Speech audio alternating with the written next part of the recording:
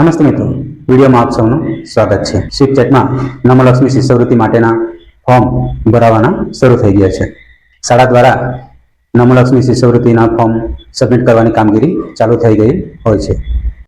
આજના આ વિડીયોમાં સ્વીપચેટમાં નમોલક્ષ્મીના ફોર્મ કઈ રીતે સબમિટ કરવા જેના માટેની સંપૂર્ણ સમજ આપને આ વિડીયોમાં આપવામાં આવી છે।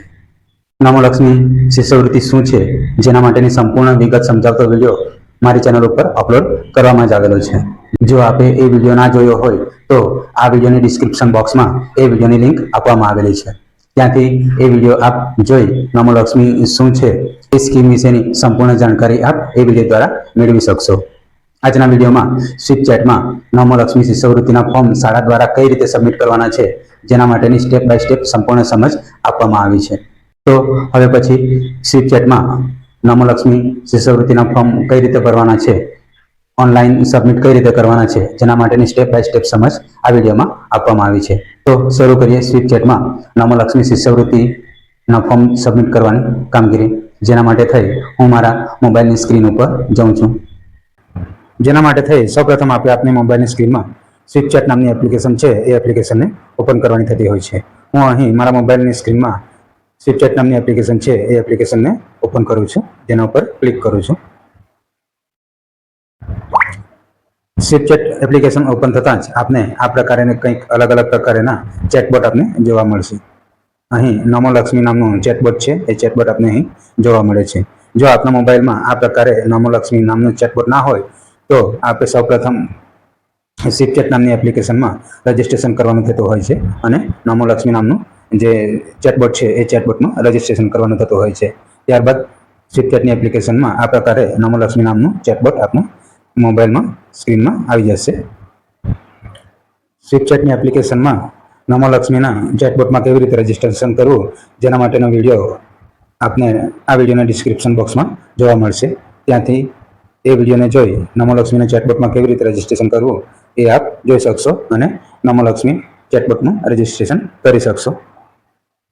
હવે આ નમોલક્ષ્મી નામનો જે ચેટબોટ છે એ ચેટબોટ ઉપર ક્લિક કરવાનું રહેતું થતું હોય છે। હું અહીં નમોલક્ષ્મી નામના ચેટબોટ ઉપર ક્લિક કરું છું। આ પ્રકારનું કંઈક મેનુ આપને જોવા મળશે। સૌપ્રથમ આપણે અહીં હોમ મેનુ લખેલું છે એ હોમ મેનુ ઉપર ક્લિક કરવાનું રહેતું હોય છે। હોમ મેનુ ઉપર ક્લિક કરીશું। હોમ મેનુ ઉપર ક્લિક કરતાં જ આપને ફરીથી આ પ્રકારે અલગ અલગ પ્રકારે મેનુ જોવા મળશે। અહીં વિદ્યાર્થી નોંધણી, નવું, બાકી, સબમિશન એવું લખેલું છે, એટલે કે હાલના વર્ષમાં જે વિદ્યાર્થીઓ નવા નોંધાયા હોય અથવા તો કોઈક વિદ્યાર્થી બાકી હોય તો એમનું અહીંથી લિસ્ટ આપને જોવા મળશે। ત્યારબાદ બીજા નંબર પર છે કે વિગતો સુધારો, વિદ્યાર્થીની વિગતો સુધારો। કોઈ વિદ્યાર્થી રિજેક્ટ થયેલો હોય અથવા તો રિટર્ન થયેલું હોય, જે વિદ્યાર્થીની એપ્લિકેશન ગયા વર્ષે રિટર્ન થયેલી હોય અથવા તો રિજેક્ટ થયેલી હોય, એમાં કંઈક સુધારા થયેલા હોય તો એ વિદ્યાર્થીની વિગતો અહીં આપને જોવા મળશે। અને છેલ્લો મેનુ છે વેરિફિકેશનની સ્થિતિ। વિદ્યાર્થીઓની જેટલી પણ એપ્લિકેશન આપણે સબમિટ કરીશું એ દરેક એપ્લિકેશનોની સ્થિતિ અહીં આપ જોઈ શકશો। આ મેનુ ઉપર ક્લિક કરીને એ સ્થિતિ આપ જોઈ શકશો।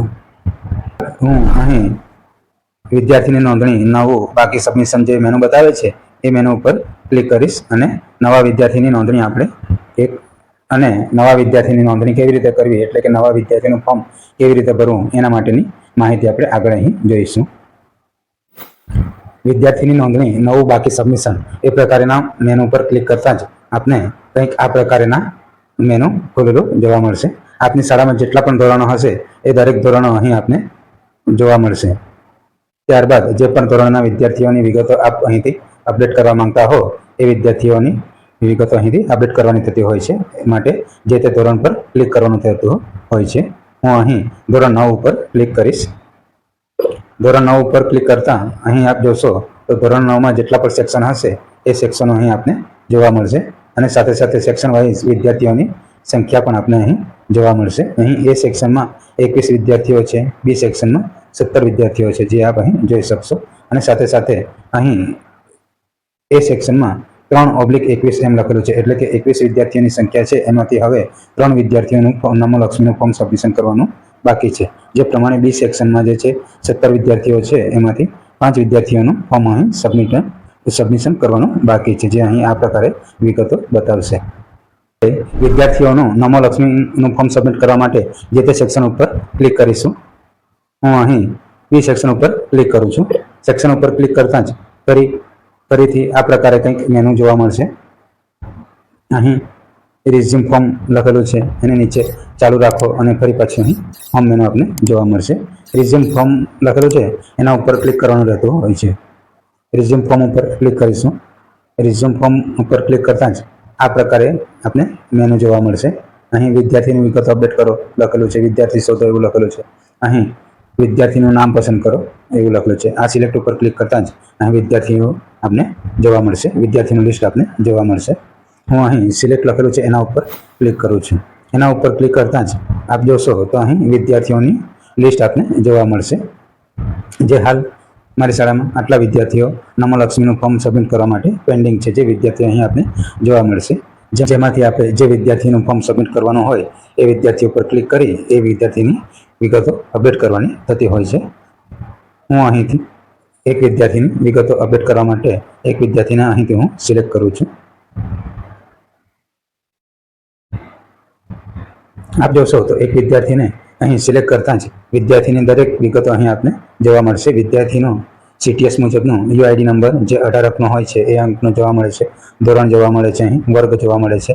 ત્યારબાદ જોશો તો શું વિદ્યાર્થી પાસે યોજના માટે જરૂરી તમામ વિગતો છે? તો હા, અહીં હા રાખીશું. ત્યારબાદ ફરીથી અહીં શું વિદ્યાર્થીની આ યોજનાનો લાભ લેવા માંગે છે અથવા શું વિદ્યાર્થીની કુટુંબની આવક મર્યાદામાં, તો અહીં હા જ રહેવા દેશું. ત્યારબાદ વિદ્યાર્થીની માતા વાલીનો ફોન નંબર અહીં દાખલ કરવાનો થતો હોય છે. મોબાઈલ નંબર અપડેટ કરવાનો થતો હોય છે. મોબાઈલ નંબર અપડેટ કરી દઈશું. મોબાઈલ નંબર અપડેટ કરી વિદ્યાર્થીની વિગતો, જે વિદ્યાર્થીની વ્યક્તિગત વિગતો છે એ વ્યક્તિગત વિગતો અપડેટ કરવાની થતી હોય છે. આધાર કાર્ડ મુજબ વિદ્યાર્થીનું નામ દાખલ કરવાનું થતું હોય છે અને વિદ્યાર્થીનો આધાર કાર્ડ નંબર અહીં દાખલ કરવાનો થતો હોય છે. હવે વિદ્યાર્થીનો અહીં જે નામ છે એ નામ અહીં એન્ટર કરી દઈશું અને અહીં વિદ્યાર્થીનો આધાર કાર્ડ નંબર એન્ટર કરી દઈશું. અહીં જે વિદ્યાર્થીનું નામ જે છે એ આધાર કાર્ડ મુજબ એન્ટર કરવાનું થતું હોય છે. આધાર કાર્ડ મુજબ વિદ્યાર્થીનું નામ દાખલ કરો એમ લખેલું છે, એટલે આધાર કાર્ડમાં જે પ્રમાણે નામ હશે એ પ્રમાણે નામ અહીં એન્ટર કરીશું. જે પ્રકારે નામ એન્ટર કરવામાં આવ્યું છે એ જ પ્રકારે આધાર કાર્ડમાં પણ છે, એટલે કે આધાર કાર્ડમાં જે પ્રમાણે અહીં નામ છે એ જ પ્રમાણે અહીં નામ આપણે એન્ટર કરવાનું થતું હોય છે. ત્યારબાદ અહીં વિદ્યાર્થીનો આધાર કાર્ડ નંબર દાખલ કરીશું. વિદ્યાર્થીનો આધાર નંબર ફરી દાખલ કરો એમ લખેલું આવે છે. અહીં વિદ્યાર્થીનો ફરી આધાર નંબર દાખલ કરી દઈશું. અહીં વિદ્યાર્થીનો આધાર નંબર ફરીથી દાખલ કરી દીધો છે. વર્ષે અહીં વિદ્યાર્થીનો આધાર નંબર ફરી દાખલ કરો એવું એ પ્રકારે નવું ફંક્શન ખોલેલું છે. અહીં વિદ્યાર્થીનો આધાર નંબર ફરી દાખલ કરવાનો થયો હોય છે, જે ભૂલ થવાની શક્યતા ઘટાડી દે છે. એટલે કે જો આધાર નંબર એન્ટર કરવામાં ભૂલ થઈ હોય તો ફરીથી અહીં આધાર નંબર દાખલ કરવાથી એ ભૂલ પકડાઈ જાય છે, એટલે કે ભૂલ થતી નથી. હવે અહીં વિદ્યાર્થીની આધાર કાર્ડની આગળની બાજુનો ફોટો અપલોડ કરો એવું લખેલું છે. અપલોડ હિયર એવું લખેલું છે, એના ઉપર ક્લિક કરીશું. અપલોડ હિયર એના ઉપર ક્લિક કરતાં જ સીધી જ મોબાઈલની ગેલેરી અહીં ઓપન થયેલી આપને જોવા મળશે. અપલોડ હિયર ઉપર ક્લિક કરીશું. ક્લિક કરતાં જ અહીં કેમેરા અને ગેલેરી એ પ્રકારે બે ઓપ્શન આપને ખુલેલા જોવા મળશે. કેમેરા અને ગેલેરી. આપ અહીં ડાયરેક્ટ કેમેરાનો ઉપયોગ કરી ડાયરેક્ટ ફોટો પણ પાડી શકો છો, અથવા પહેલેથી જો આપે ફોટો પાડી લીધો હોય તો એ ફોટો ગેલેરીમાં સેવ હશે, તો એ ગેલેરીમાંથી આપ એ ફોટો સિલેક્ટ કરી શકશો. હું અહીં ગેલેરી ઉપર ક્લિક કરું છું, કારણ કે મેં આ વિદ્યાર્થીના દરેક ડોક્યુમેન્ટના પહેલેથી જ ફોટો પાડી લીધા છે. ઉપર ક્લિક કરીશું. ગેલેરી ઉપર ક્લિક કરતાં જ આપના મોબાઈલની ગેલેરી ઓપન થઈ જશે, જેમાંની ગેલેરીમાંથી જે ડોક્યુમેન્ટ સિલેક્ટ કરવાનું હોય એ ડોક્યુમેન્ટ અહીંથી સિલેક્ટ કરી લઈશું. ડોક્યુમેન્ટ ઉપર ક્લિક કરતાં જ આ પ્રકારે કંઈક એરો આપને જોવા મળશે અને અહીં સિલેક્ટ લખેલું છે એ સિલેક્ટ ઉપર ક્લિક કરીશું. સિલેક્ટ ઉપર ક્લિક કરતાં જ આપ જોશો તો અહીં આ પ્રકારે ફાઇલ સિલેક્ટ થઈ જાય છે, જેના ઉપર અહીં આપ ક્લિક કરીને પ્રિવ્યુ પણ જોઈ શકશો. ત્યારબાદ વિદ્યાર્થીની આધાર કાર્ડની પાછળની બાજુનો ફોટો અહીં અપલોડ કરવાનું કહે છે. અહીં અપલોડ હિયર પર ક્લિક કરતાં ફરીથી ગેલેરી ઓપન થશે અને ગેલેરીમાંથી ફરીથી આપણે એ ડોક્યુમેન્ટ સિલેક્ટ કરી લેવું. ડોક્યુમેન્ટ સિલેક્ટ કરી સિલેક્ટ ઉપર ક્લિક કરશો એટલે અહીં વિદ્યાર્થીની જે ડોક્યુમેન્ટ છે એ ડોક્યુમેન્ટ અહીં અપલોડ થઈ જશે. અહીં આપ જોશો તો વિદ્યાર્થીનું એ ડોક્યુમેન્ટ છે એ ડોક્યુમેન્ટ અહીં અપલોડ થઈ ગયું છે. ત્યારબાદ સ્ક્રોલ ડાઉન કરશો એટલે વિદ્યાર્થીના માતાની વિગતો આવશે. નમલક્ષ્મીના પોર્ટલ પર વિદ્યાર્થીના માતાના ખાતામાં એટલે કે વિદ્યાર્થી હોય એ વિદ્યાર્થીની માતાની વિગત આપવાની થતી હોય છે. વિદ્યાર્થીના માતાના બેંક એકાઉન્ટમાં એમની સ્કોલરશીપ જમા થતી હોય છે.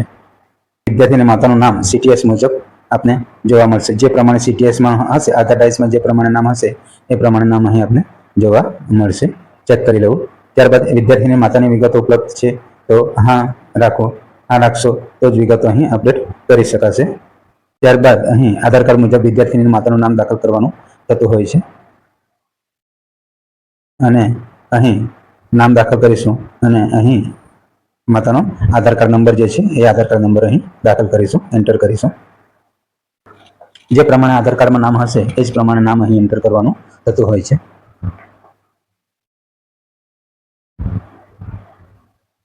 આધાર કાર્ડ મુજબ વિદ્યાર્થીની માતાનું નામ દાખલ કરી ત્યારબાદ અહીં માતાનો આધાર કાર્ડ નંબર દાખલ કરીશું.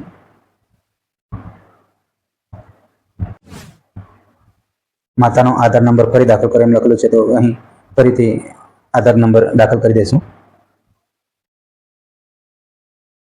અહીં વિદ્યાર્થીની માતાની જે પ્રમાણે આધાર કાર્ડમાં નામ લખેલું હોય એ પ્રમાણે નામ અને અહીં આધાર નંબર દાખલ કરી દઈશું. ત્યારબાદ અહીં ફરીથી માતાની આધાર કાર્ડની વિગતો અપલોડ કરવા માટે કહેવામાં આવ્યું છે તો અહીં અપલોડ હિયર પર ક્લિક કરીને માતાની આધાર કાર્ડની ડિટેલ અહીં અપલોડ કરીશું. સૌપ્રથમ આગળની બાજુનો ફોટો અહીં અપલોડ કરવાનો થશે. ત્યારબાદ અહીં પાછળની બાજુનો ફોટો અપલોડ કરવાનો રહેશે. અપલોડ હિયર ઉપર ક્લિક કરીશું, ગેલેરી સિલેક્ટ કરીશું અને ગેલેરીમાંથી માતાનો આધાર કાર્ડનો ફોટો હશે એ ફોટો સિલેક્ટ કરી લેશું. સિલેક્ટ કરશો એટલે થોડી વારમાં અહીં ફોટો જે છે એ અપલોડ થઈ જશે. અહીં આપ જોશો તો માતાની આધાર કાર્ડનો ફોટો અપલોડ થઈ ગયો છે. માતાની આધાર કાર્ડની પાછળનો ફોટો અપલોડ કરીશું.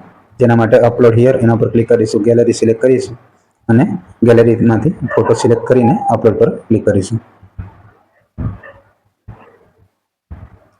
અહીં આપ જોશો તો એ ફોટો અહીં અપલોડ થઈ જશે. અહીં માતાની આધાર કાર્ડનો ફોટો અપલોડ થઈ ગયો છે. હવે આપ જોશો તો અહીં વિદ્યાર્થીની જે LCની વિગતો જે છે, શાળા છોડવાનું પ્રમાણપત્ર એ અહીં અપલોડ કરવાનું થતું હોય છે. અથવા તો એ ના હોય, LC ના હોય તો જન્મનું પ્રમાણપત્ર અપલોડ કરવાનું થતું હોય છે અથવા તો રેશન કાર્ડ અહીં અપલોડ કરવાનું થતું હોય છે. એટલે કે આ જે 3 ડોક્યુમેન્ટો આપેલા છે એ 3 ડોક્યુમેન્ટમાંથી કોઈ પણ એક ડોક્યુમેન્ટ અપલોડ કરવાનું થતું હોય છે.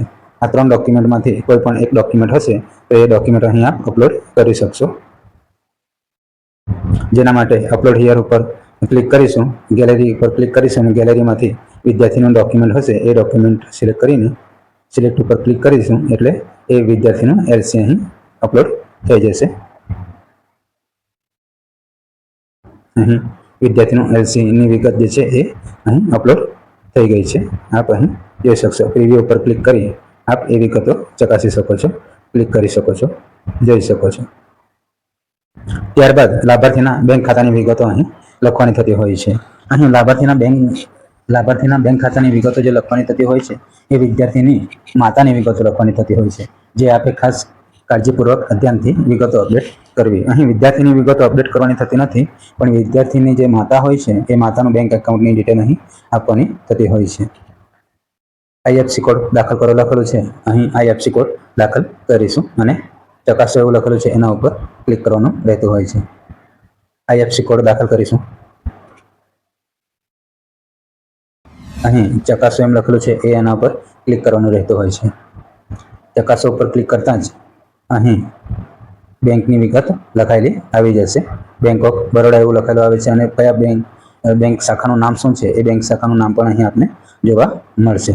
ત્યારબાદ અહીં બેંક ખાતા નંબર દાખલ કરવાનો થતો હોય છે અને પાસબુક મુજબ બેંક ખાતા ધારકનું નામ અહીં દાખલ કરવાનું થતું હોય છે, જે આપ અહીં દાખલ કરી શકશો. બેંક ખાતા નંબર દાખલ કરી દઈશું. આપે બેંક ખાતા નંબર દાખલ કરતી વખતે ખૂબ જ કાળજીપૂર્વક ધ્યાનથી બેંક ખાતા નંબર દાખલ કરવો, જેથી કરીને કોઈ પણ પ્રકારની આંકડાકીય ભૂલ થાય નહીં. જે આપે ખાસ ચેક કરવું અને કાળજીપૂર્વક બેંક ખાતા નંબર દાખલ કરવો. ત્યારબાદ બેંક ખાતા નંબર ફરી દાખલ કરો એવું લખેલું છે, તો ફરીથી બેંક ખાતા નંબર દાખલ કરીશું. બેંક ખાતા નંબર ફરી દાખલ કરી પાસબુક મુજબ બેંક ખાતા ધારકનું નામ છે, તો એ પાસબુક મુજબ બેંક ખાતા ધારકનું નામ એન્ટર કરીશું.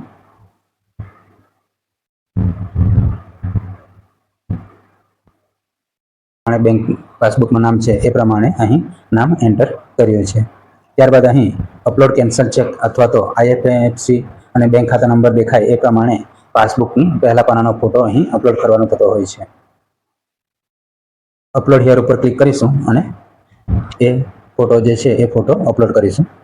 ગેલેરી સિલેક્ટ કરીશું અને બેંક ચોપડીનો પહેલી પાનાનો જે ફોટો છે એ ફોટો અહીંથી સિલેક્ટ કરી લઈશું. આપ જોશો તો અહીં પાસબુકના પહેલા પાનાનો ફોટો અહીં અપલોડ થઈ ગયો છે. આ પ્રકારે વિદ્યાર્થીની દરેક વિગતો ભરાઈ ગયા બાદ અહીં બાંહેધરી ઉપર ચેકબોક્સ જે આપેલું છે એ ચેકબોક્સ ઉપર ટિક કરવાનું રહેતું હોય છે. જો વિગતો એક વખત ચેક કરી લેવી, વિગતો સંપૂર્ણ બરાબર આપને જણાય તો અહીં જે ચેકબોક્સ આપેલું છે એ ચેકબોક્સ ઉપર આ પ્રકારે ટિક કરી દેવું. અહીં બે પ્રકારના ઓપ્શન જોવા મળશે. એક સેવ કરો એ પ્રમાણે આપેલું છે અને બીજું છે સબમિટ એ પ્રમાણે આપેલું છે. જો અહીં ચેકબોક્સ ઉપર ક્લિક કરી ત્યારબાદ અહીં સેવ ઉપર ક્લિક કરતા વિદ્યાર્થીની વિગતો સેવ થઈ જશે અને અહીં સબમિટ બટન આપને જોવા મળશે. જો સબમિટ બટન ઉપર ક્લિક કરશો તો વિદ્યાર્થીની વિગતો સેવ થઈ જશે અને વિદ્યાર્થીની વિગતો સબમિટ પણ થઈ જશે. હાલ હું અહીં વિદ્યાર્થીની વિગતો સેવ કરો એના પર ક્લિક કરું છું અને વિદ્યાર્થીની વિગતો સેવ કરું છું. આપને ફરી વિદ્યાર્થીઓની વિગતો સફળતાપૂર્વક લેવામાં આવેલ છે. તમામ વિગતો સેવ કરવા માટે કૃપા કરીને નીચે પુષ્ટિ કરો. અહીં ફરી એક વખત હા ઉપર ક્લિક કરવાનું રહેતું હોય છે. હા ઉપર ક્લિક કરશો એટલે વિગતો સફળતાપૂર્વક સેવ થઈ ગઈ છે એવું લખાયેલું આવે છે. જો અહીં વિગતો સફળતાપૂર્વક સેવ થઈ ગઈ છે એવું લખાયેલું આવે છે, જે બરાબર છે એવું લખેલું આવે છે. એના ઉપર આપણે ક્લિક કરી દઈશું. ક્લિક કરતા ફરીથી આપને આ પ્રકારનું મેનુ જોવા મળે છે. અહીં વિદ્યાર્થીની વિગતો જે છે એ વિગતોમાં સિલેક્ટ ઉપર ક્લિક કરશો એટલે વિદ્યાર્થીની વિગતો આપને જોવા મળશે. આ વિદ્યાર્થીની વિગતો અહીં અપડેટ કરી છે, જે અહીં આપને વિગતો હાલ અહીં આપણે સેવ કરી છે એટલે અહીં સેવ એવું લખાયેલું આવી જાય છે. આ પ્રમાણે દરેક વિદ્યાર્થીની વિગતો આપણે અપડેટ કરી દેવી અને સેવ કરી દેવી. મિત્રો, આશા રાખું છું સ્વીપચેટમાં નમોલક્ષ્મી શિષ્યવૃત્તિના ફોર્મ કઈ રીતે સબમિટ કરવાના જેના માટેની સંપૂર્ણ સમજ આપને મળી ગઈ હશે. જો શાળા દ્વારા નમોલક્ષ્મી શિષ્યવૃત્તિના ફોર્મ સબમિટ કરવાની કામગીરી હજુ બાકી હોય તો આ વિડીયો દ્વારા આપને એની સમજ મળી ગઈ હશે. વિડીયો જો આપને ગમ્યો હોય, વિડીયોમાં જે આપવામાં આવેલી જાણકારી જો આપને ગમી હોય તો વિડીયોને જરૂરથી એક લાઈક કરજો. આપના મિત્રોના ગ્રુપમાં જરૂરથી શેર કરજો અને જો મારી ચેનલ ઉપર જો નવા હો તો ચેનલને સબસ્ક્રાઈબ પણ જરૂરથી કરજો. ફરી મળીશું આવા જ એક પ્રકારના વિડીયો સાથે. ત્યાં સુધી આપ સૌનો આભાર. Thank you very much.